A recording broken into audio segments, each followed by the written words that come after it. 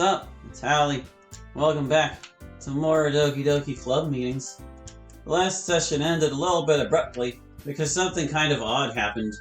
As I was recording, my computer ran out of disk space, so I had to, delete a bunch of old recordings before I could continue. That's why the final episode of the last session didn't end with me saying goodbye to you. But we're picking up right where we left off with Yuri's poem, her reiteration of Wheel. I only went a few text boxes beyond it before I noticed that the thing wasn't recording anymore, so you don't gotta worry about missing anything. Don't sweat it. Let's just read this poem and we'll continue on our merry way. Breathing wheel. A rotating wheel, turning an axle. A single wheel among thousands, and containing thousands, and millions. Connected with a thread, tied to the universe. The wheel turns and a cog shifts. A clock ticks once and only once, but only once it ticks 20 times. The thread is tied to the universe, at a ship moored to a pier. The loop slips over the post, and the ship drifts out to sea. Nothing but open water in all directions, and the thread leading out of the universe. The clock ticks, the gearbox shifts, and the ship ceases to exist, but the ship is still connected to the thread. Breathe in and stand on the deck. Breathe out and swim in the water. Breathe in, tick. Breathe out, you do not exist. Breathe in, you do. Breathe out, connected by a thread to a breathing wheel. And I'll say what I thought last time. I think that was really good. You weren't kidding about it being difficult to understand. I noticed there's definitely a bunch of shared symbology, of course, and I also called out MC here for using a word that doesn't exist. It's symbolism, mister. Symbology's all made up. Like the wheel and the ship, the threads in the water, and the clock seems to tie it all together. Is this an attempt to sort of explain what you meant when you wrote the original? It seems kind of like a poem about the nature of everything. Don't ever let people call you dense again, MC. Yes, you got it exactly right. I'm not sure it's about the nature of everything, though. It's definitely about my experience of the world. Is that the experience you're writing about here the same as the one you were having when you wrote the original? Other than the shared imagery, it seems a lot more ordered. Although I still have no idea what the hell you're talking about. I think it's the same experience, but through a much different lens, I would say.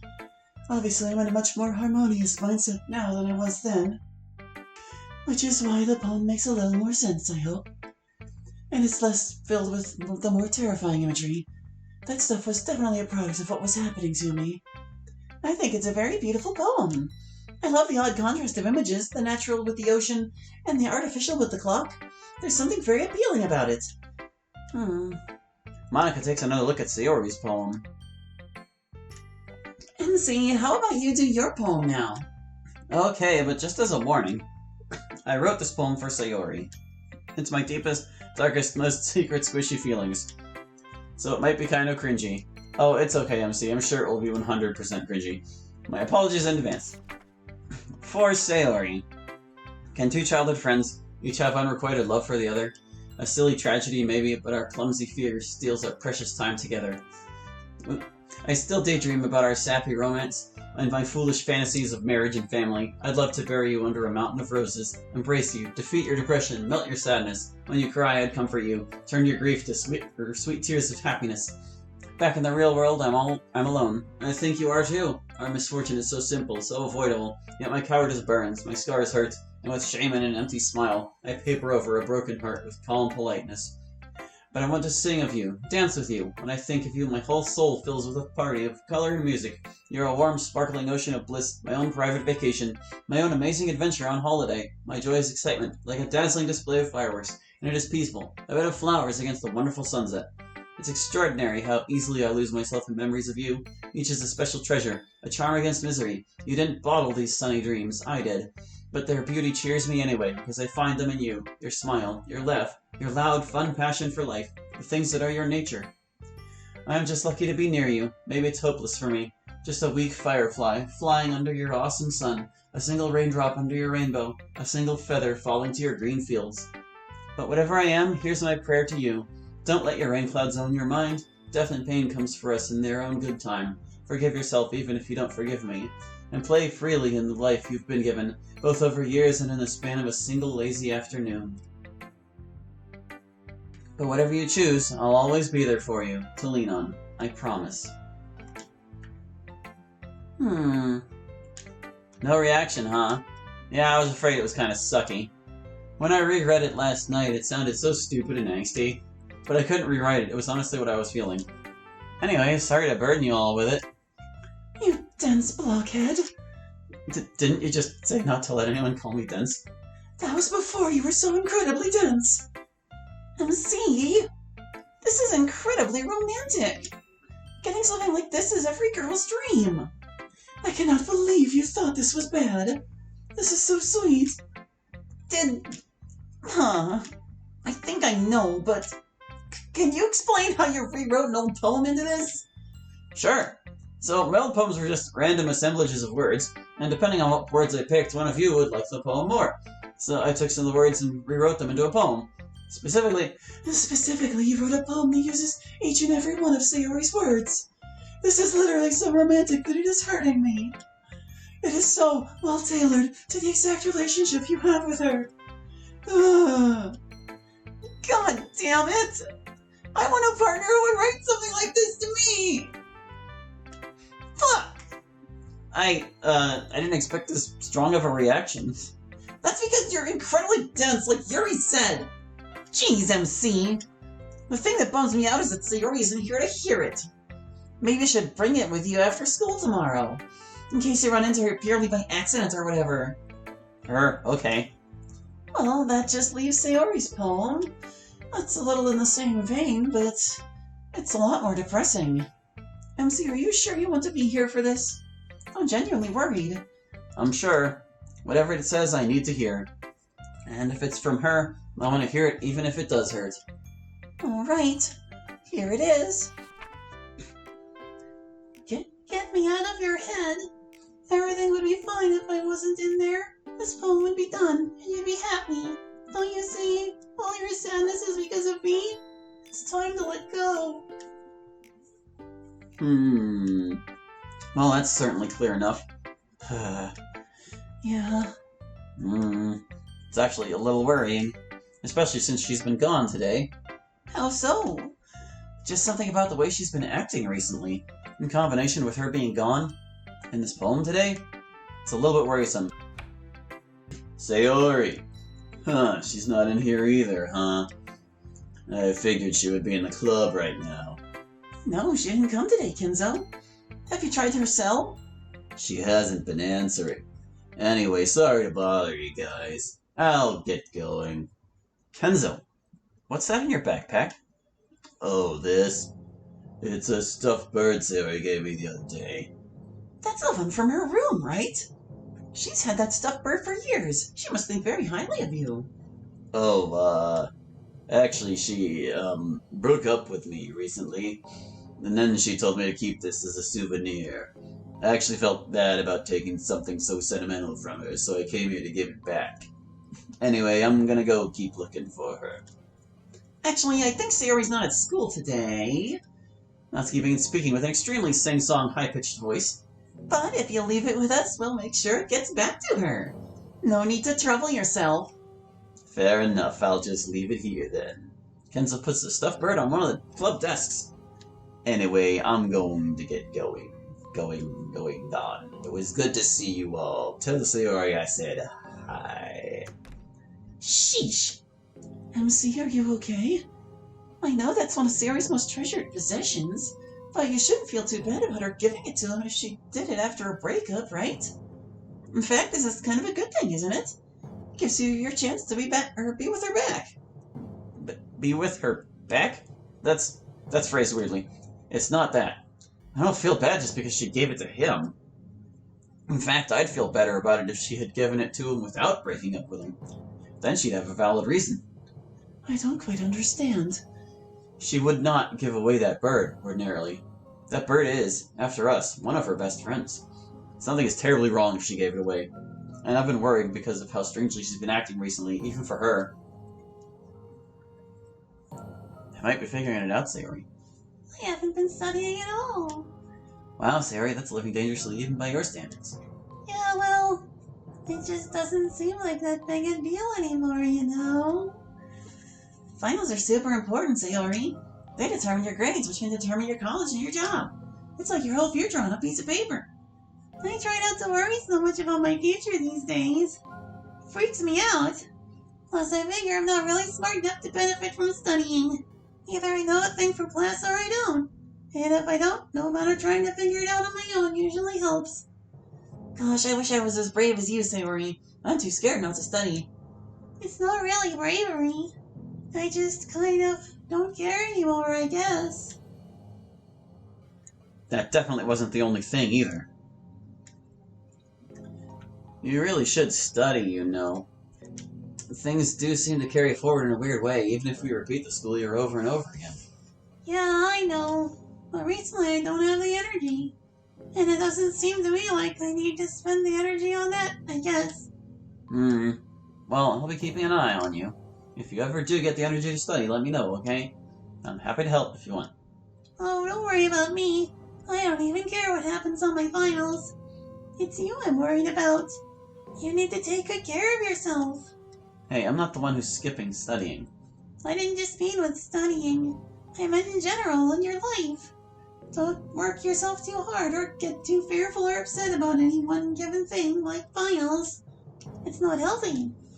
I won't. And there was that time on the roof last week. Sayori, what did you think of all that? You might have enjoyed the craftsy part of the class, I imagine. Sayori? What? She was asking you what you thought of us having to make moles in chemistry. Oh, that? Well, it was pretty okay, I guess.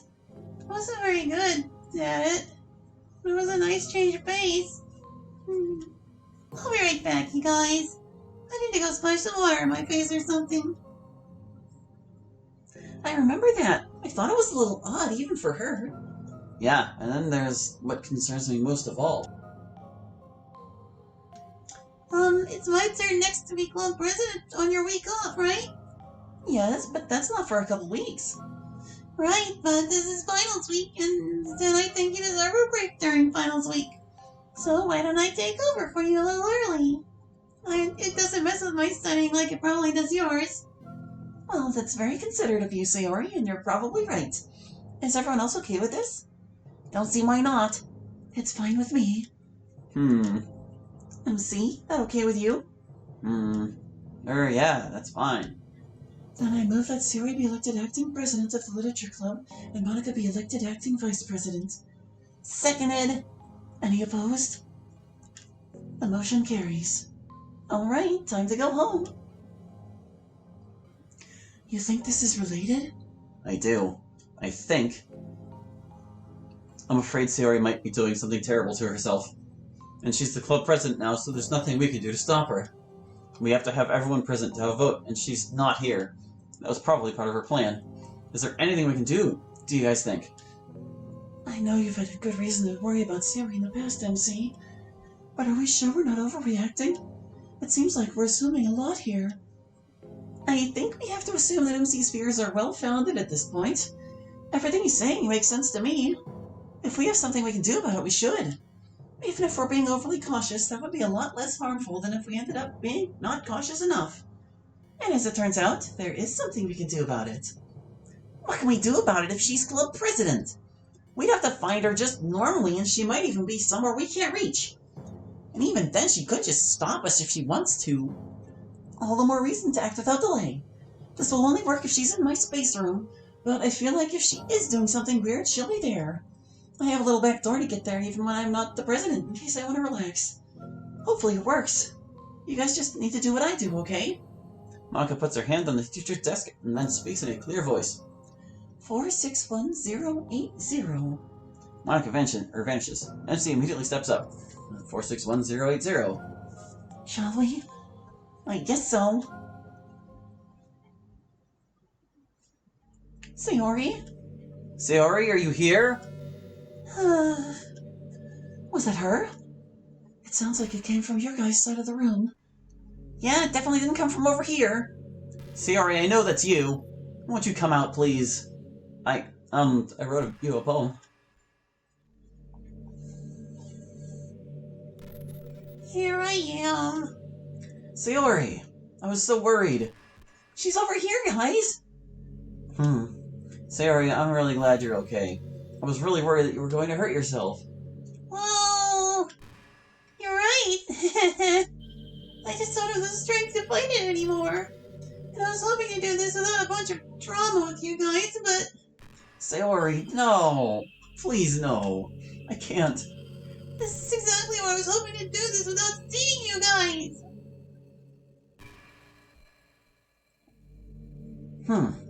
Well, I guess it really is your decision after all. I wouldn't want to stand in the way of what you think is best for you. I move that something happens. I couldn't read that it went by too quickly. And now I'm mute, apparently.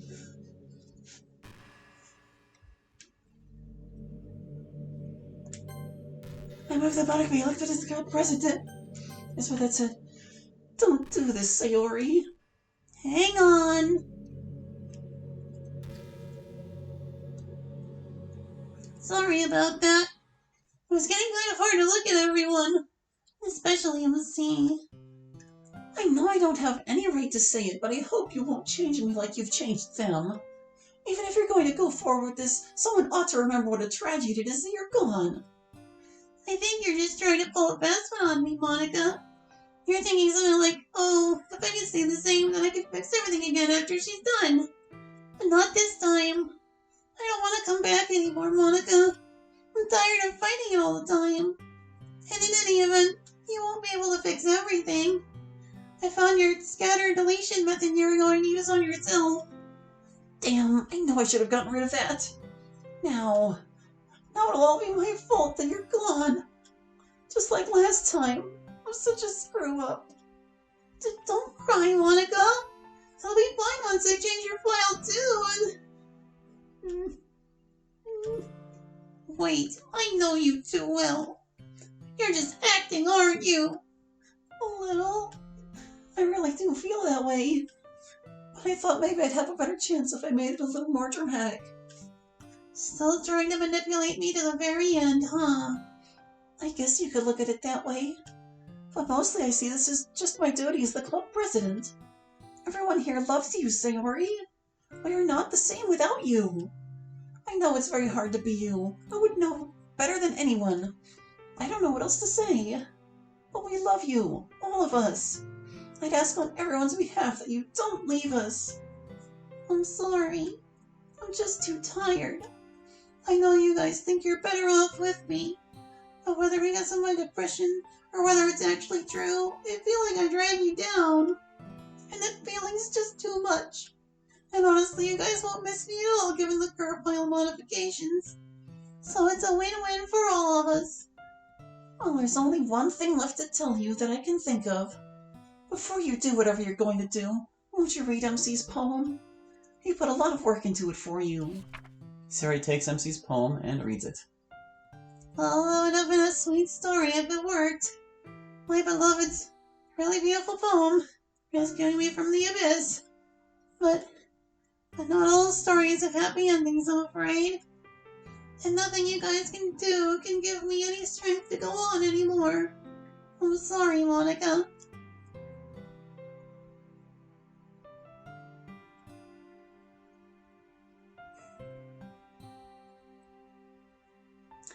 Well, that just leaves you and me. Like I said earlier, this is actually kind of the hardest part. Since I can't magically make you feel better like everyone else. So, I guess this is goodbye. I would put up a prompt for you to say something, but you'd probably try to talk me out of it. And I've had enough of that today, I think. It's like I said, no one can save me but me.